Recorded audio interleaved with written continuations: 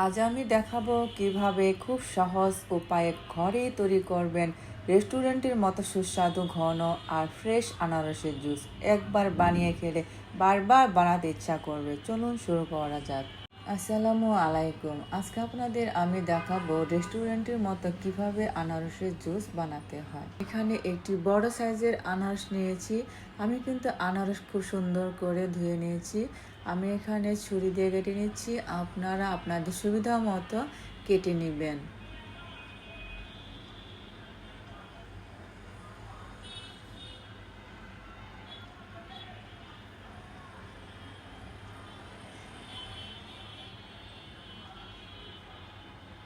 আমি এখান থেকে এক খণ্ড আনারস নেব। এখন আমি টুকরো টুকরো করে নিচ্ছি, ছোট ছোট করে। মধুপুরে আনারসের কত রস দেখতে পাচ্ছেন, রস কেমন বের হয়ে যাচ্ছে। এখন আমি ব্লেন্ডার জগে আনারসের টুকরোগুলো দিয়ে দিচ্ছি। দিয়ে দিচ্ছি 3টা পুদিনা পাতা, খুব বেশি কিন্তু দেওয়া যাবে না, তাহলে একটু তেতো লাগবে। আর দিয়ে দিচ্ছি 1 চা চামচ পরিমাণ লবণ, 1 চা চামচ গোলমরিচ গুঁড়া, আর দিয়ে দিচ্ছি 1 টুকরো লেবুর রস, আর দিয়ে দিচ্ছি ফ্রিজে রাখা ঠান্ডা পানি, আর দিয়ে দিচ্ছি সামান্য বিট লবণ। এখন আমি এগুলো ব্লেন্ড করে নিচ্ছি।